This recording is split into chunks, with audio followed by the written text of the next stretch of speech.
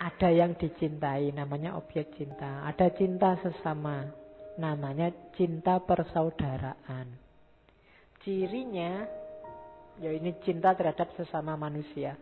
Cirinya apa? Tidak eksklusif, terbuka. Pengalamannya adalah pengalaman solidaritas, hidup bersama. Itu kalau di Erich Fromm, porosnya apa? Mencintai yang miskin, mencintai yang lemah, mencintai yang tidak berdaya, mencintai yang tertindas. Kenapa ini jadi porosnya? Karena kalau orang pada yang miskin, pada yang lemah, pada yang tidak berdaya sudah bisa mencintai, pada yang lain pasti bisa. Kalau kamu mencintai temanmu yang sama-sama ngaji, itu biasa, wajar. Kalau kamu mencintai orang tuamu, sangat wajar. Mencintai dosenmu, sangat wajar. Mencintai yang cakep-cakep, sangat wajar. Dan sangat mudah. Tapi mencintai yang miskin, yang lemah, yang tidak berdaya, termasuk mencintai orang asing, kalau di Erich Fromm, itu luar biasa. Karena biasanya orang cenderung menghindar dari yang asing, cenderung tidak suka sama yang miskin, sama ketidakberdayaan. Itu kenapa agama menekankan cintailah kelompok-kelompok ini. Karena ini parameter bahwa kita memiliki kualifikasi cinta persaudaraan. Kita cinta sesama. Kalau mencintai orang kaya itu gampang, mencintai artis itu mudah. Mencintai temanmu yang selevel itu mudah. Tapi yang lebih miskin, lebih tidak berdaya, lebih asing itu agak susah. Maka porosnya itu. Kalau ada orang yang bilang bahwa kita cinta semua manusia, tapi tidak pernah bersentuhan dengan kelompok-kelompok itu, belum.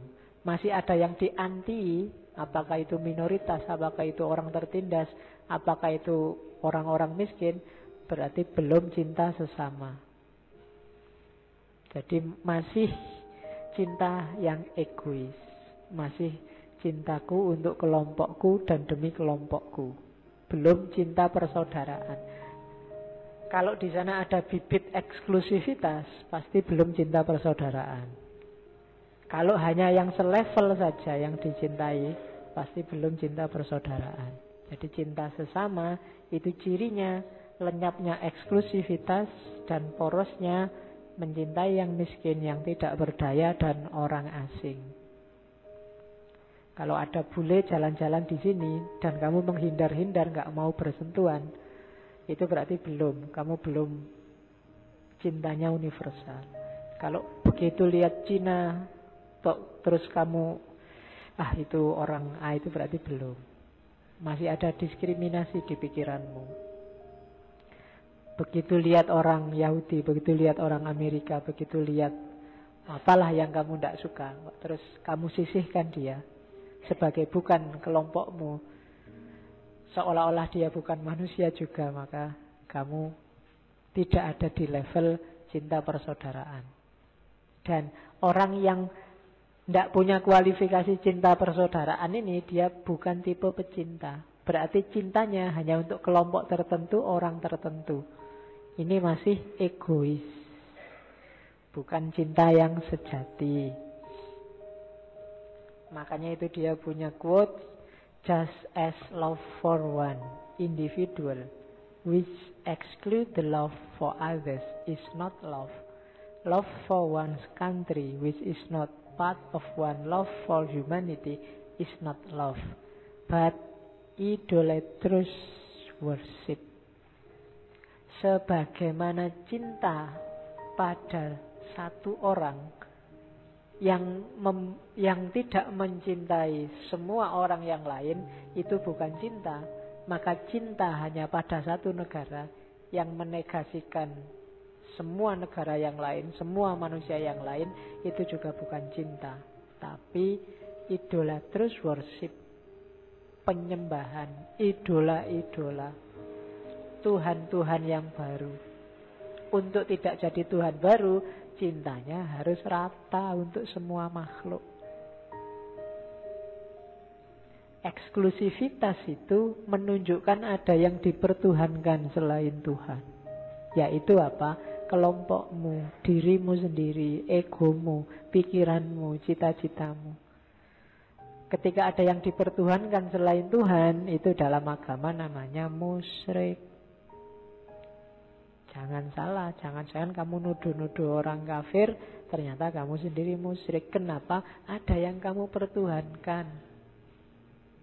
Dari mana kok tahu ada yang dipertuhankan selain Allah?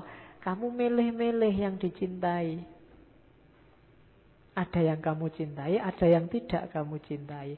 Satu orang ini kamu cintai, yang lain tidak. Negaramu ini kamu cintai, dan sama negara lain biar aja hancur. Itu namanya bukan cinta. Fanatisme. Fanatisme itu idolatrous worship. Jadi kebertuhanan, penyembahan idola-idola, pemberhalaan. Kamu sedang menyembah berhala yang namanya pikiranmu, yang namanya kelompokmu, yang namanya organisasimu. Entah kamu sadar apa enggak. Jadi jangan-jangan hari ini kita semua itu musyrik. Meskipun kamu tiap hari mencermati kiri kananmu, siapa yang kafir, siapa yang belum. Ya kan, kamu kan kafir ini. Oh, kalau kamu belum, kamu 50% sudah kafir. Kalau ini 25% kafir. Kan tiap hari kita sibuk ke situ. Jangan-jangan sebenarnya kita sudah musyrik duluan. Kita menyekutukan Allah, memberhalakan konsep kita, pikiran kita, pandangan kita, organisasi kita, dan seterusnya. Terus objek cinta yang kedua adalah motherhood love, cinta gaya ibu. Ya bahasanya cinta keibuan. Cinta keibuan ini parameter yang paling kasat mata, cinta yang tanpa syarat. Ibu itu tidak pernah nagih syarat apapun untuk mencintaimu. Balasan satu-satunya untuk cintanya ibu adalah kebahagiaanmu. Ibumu tidak pengen kamu kasih apa, tapi dia pinginnya cuma kamu bahagia. Dan jangan salah, katanya Erich Fromm, selain cinta yang tanpa syarat, cinta ibu pada anaknya itu cinta yang sakit sebenarnya. Sakit dalam arti, tadi kan eksistensial itu orang takut perpisahan. Orang takut kesepian, takut dipisah dari yang dicintai. Tapi seorang ibu harus mau menyapih anaknya, misah anaknya dari dirinya demi kemandirian, demi kebahagiaan anaknya. Oh, itu sakit. Jadi orang cinta itu kan cenderung ayo kita bersatu terus. Tapi justru dalam cinta keibuan, kamu harus misah dari aku. Kalau tidak misah, kasihan kamu nanti nggak mandiri, nggak bahagia, nggak bebas, nggak bisa jadi manusia. Padahal secara eksistensial tadi orang butuh untuk tidak dipisah. Kesepian, keterpisahan ini kan bikin stres, menyakitkan. Tapi seorang ibu dalam cintanya justru disuruh berpisah sama anaknya demi kebahagiaan anaknya. Nah, ini salah satu contoh cinta yang tanpa syarat. Ini antitesis dari cinta erotis, cinta romantik. Kalau cinta erotis itu ya kayak kamu pacaran tadi, dua orang jadi satu. Tapi cinta keibuan itu satu orang harus jadi dua. Kebalikannya. Itu makanya jangan berani-berani sama ibumu. Dia mengalami kesakitan demi kesakitan. Tidak hanya saat melahirkanmu, tapi saat beliau harus menguatkan hatinya melihatmu terpisah dari dirinya demi kebahagiaanmu sebenarnya. Kalau boleh mungkin maunya ibumu kamu selalu sama dia, tapi kan tidak sehat untuk dirimu. Maka dia mengorbankan rasa sakitnya berpisah dengan dirimu. Makanya bagi yang rumahnya jauh, tidak kumpul sama ibunya, sempatkanlah pulang. Ibumu mesti bahagia luar biasa. Ya kan kamu dapat untung banyak kalau pulang itu. Ya. Jadi nanti macam-macam lah. Paling kamu pulang ke rumah bawa roti 1 kaleng, kamu beli di terminal, nanti balik ke sini bisa bawa berkardus-kardus. Iya. Dan pasti ibumu bahagianya luar biasa saat kamu pulang. Sama bahagianya kamu kangen lama sama pacarmu terus ketemu. Bahkan berkali lipat dari itu.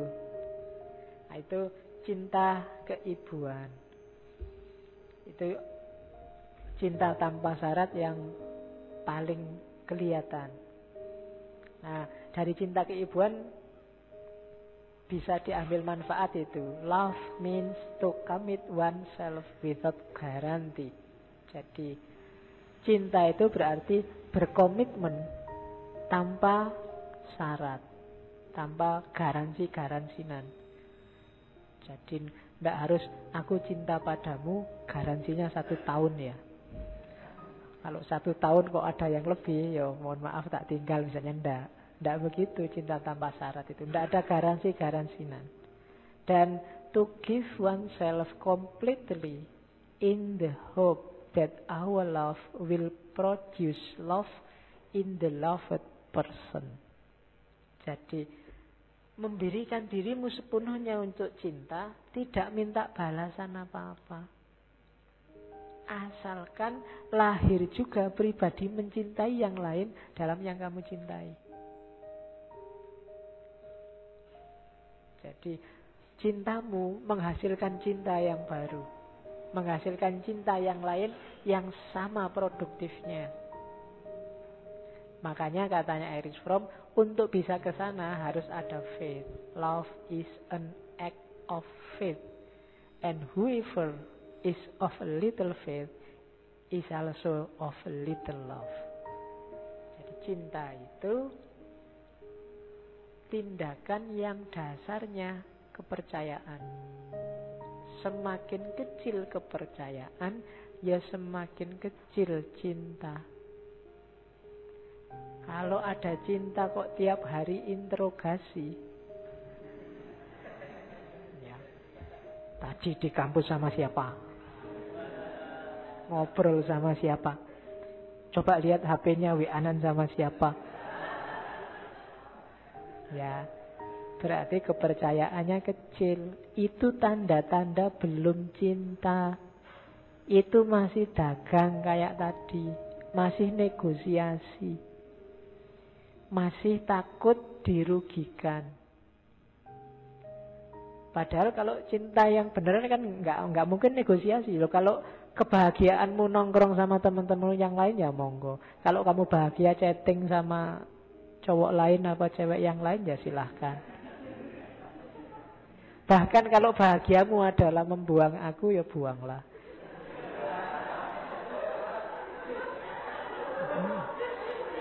Ya.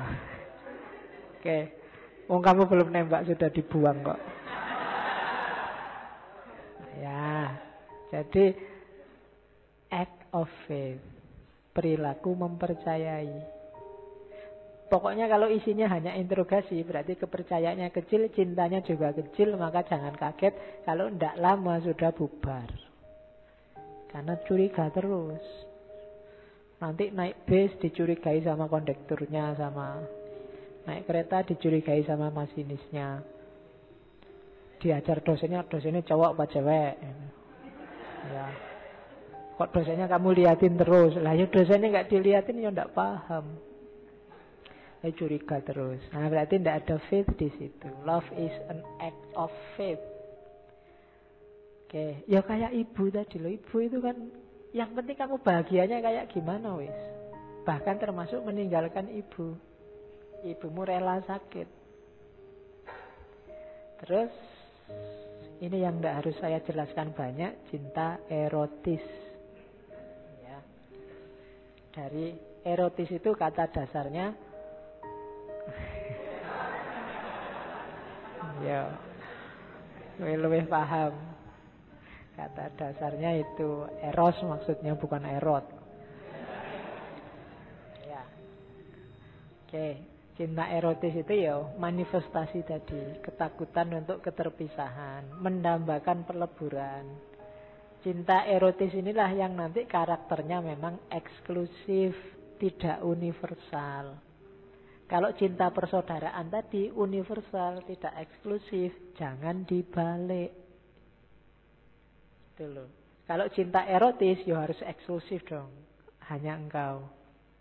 Jangan, oh ndak harus kamu dok, cintaku universal ini, semuanya juga ndak.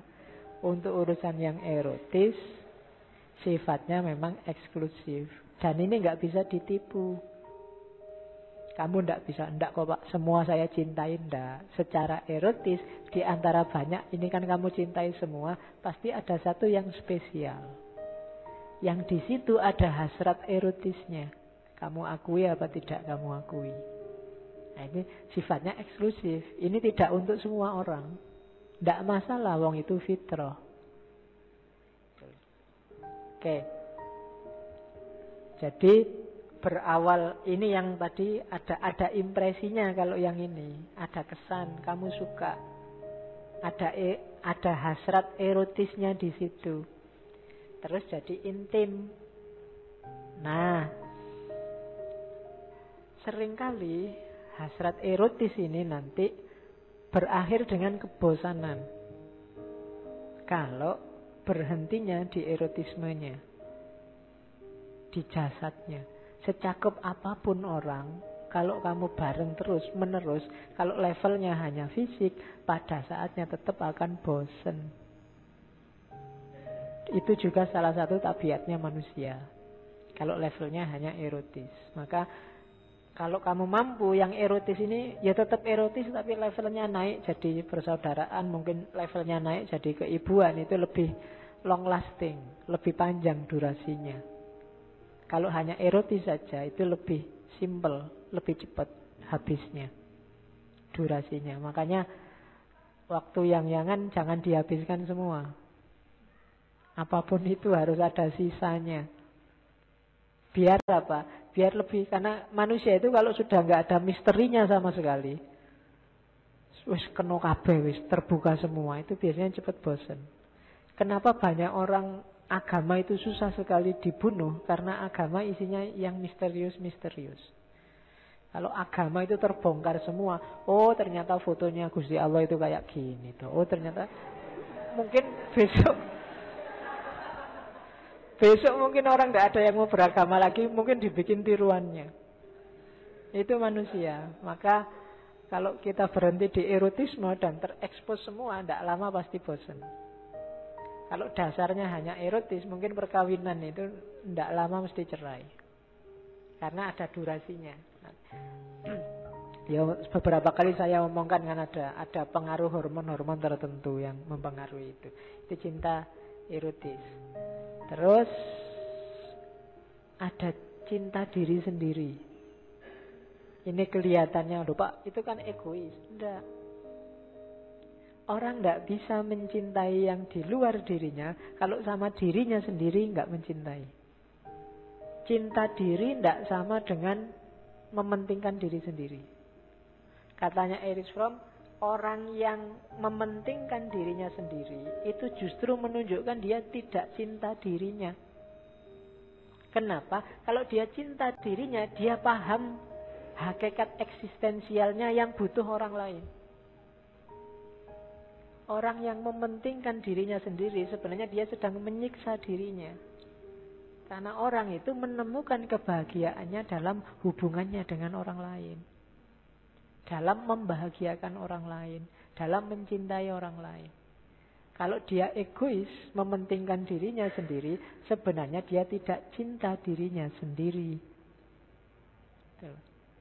Makanya ada hadis, barang siapa beriman, tidak beriman seseorang sampai dia mencintai saudaranya seperti mencintai dirinya. Itu kan berarti sebelum mencintai saudaranya harus mencintai dirinya dulu, baru mencintai saudaranya seperti mencintai dirinya. Itu berarti ya kamu cinta dulu sama dirimu. Hanya orang yang mencintai dirinya yang bisa mencintai orang lain. Kalau enggak, jatuhnya yang mementingkan dirinya sendiri tadi. Dan mementingkan dirinya sendiri itu seolah-olah aja dirinya dinomorsatukan, tapi sebenarnya itu menutupi kondisi bahwa dia tidak paham tentang dirinya. Memanjakan diri itu menunjukkan dia tidak paham tentang dirinya. Dirimu yang sejati itu tidak butuh dipentingkan, dimanjakan segitunya. Hati-hati, begitu kamu ditinggal oleh yang lain, kamu bisa nangis. Karena eksistensial kita butuh yang lain. Jadi cinta yang keempat, cinta diri. Cintailah dirimu. Cinta diri ini ya tadi termasuk yang ego, termasuk yang itu ya dicintai dengan kadar yang pas. Jangan anti dirimu, itu namanya altruis nanti. Jangan bunuh diri untuk membahagiakan yang lain. Jadi bahagiakan yang lain sambil tetap dirimu bahagia. Karena hanya yang bahagia yang bisa membahagiakan orang lain. Kalau dia sendiri nggak bahagia, tidak mungkin bisa membahagiakan orang lain. Kalau kamu sumpek, susah kamu bikin orang gembira. Jadi rumusnya itu, cintai dirimu, fisikmu, lahirmu, batinmu, cintai, dikelola sesuai porsi dan proporsinya. Terus objek cinta yang kelima, cinta Allah. Jadi Erich Fromm ini beberapa tradisi spiritual berpengaruh. Paling tidak ada dua yang menonjol. Yang pertama Bible, Perjanjian Lama. Karena dia ini Yahudi, dari keluarga Yahudi, tapi kemudian menyatakan dirinya ateis meskipun percaya Tuhan. Ibu ya, ateis tapi percaya ada entitas ketuhanan. Dia Yahudi, Perjanjian Lama sangat berpengaruh. Yang kedua Zen Buddhisme. Dulu yang kita pernah ngaji, saya lupa tahun berapa itu. Ayo selalu kan tahunnya mulai tahun berapa ngaji ini. Kita akan pernah ngomong satu sesi Zen Buddhisme. Itu sangat mempengaruhi di Erich Fromm. Maka bagi dia ada satu lagi jenis cinta, cinta yang coraknya spiritual. Namanya cinta ketuhanan. Jadi cinta ketuhanan inilah modusnya agama. Cinta ketuhanan ini anugerah dari Allah. Allah itu mencintai kita, kemudian menganugerahkan cinta dalam diri kita, dan kita menyambut cinta Allah itu dengan namanya iman. Itulah agama. Jadi cinta Allah itu manifestasinya apa? Keimanan, kepercayaan. Kalau kamu ngaku cinta Allah berarti rumusnya adalah beriman pada Allah dalam segala dimensinya. Nanti di buku itu dijelaskan ada dimensi ketuhanan yang laki-laki patrilineal, ada dimensi ketuhanan yang perempuan matrilineal. Jadi Allah yang maha tegas, Allah yang maha mengadili, Allah yang maha kuasa, itu dimensi laki-laki, dimensi patrilineal. Sementara Allah yang mengayomi, Allah yang melindungi, Allah yang membimbing, itu dimensi matrilineal. Masing-masing main sesuai porsinya. Kita harus pinter-pinter memposisikan Allah ini sedang dalam posisi apa, mainnya sedang di posisi mana. Jangan keliru. Kalau kamu dosamu sudah sangat banyak dan kamu merasa apa aku diterima, yakinlah bahwa Allah pasti maha pengampun. Itu berarti mainkan dimensi matrilineal. Tapi kalau kamu sedang serius mau ibadah, ya yakinlah bahwa Allah itu adil. Kalau kamu waktu mau ibadah tidak mengedepankan keadilan Allah, mungkin ibadahmu jadi males. Alah ibadah nggak ibadah kan nanti sama aja. Kalau yang nggak ibadah diampuni Allah levelnya sama kayak aku yang nggak ibadah. Jadinya males kamu. Jadi harus pas. Misalnya ngaji ini, dalam ngaji ini kira-kira Allah itu ada di posisi mana? Dia sebagai pengayom, pelindung, apa sebagai penyiksa, apa sebagai... Harus jelas. Kita sering keliru dalam memposisikan mainnya Allah ini. Harusnya kita pas hati-hati, yang kita kedepankan keadilannya Allah, malah kita kedepankan pengampunnya Allah. Akhirnya, alah sholat gak sholat ya ndak apa-apa. Wong Allah itu maha pengampun, tenang aja. Nah itu salah posisi berarti. Salah kita memainkan posisinya Allah.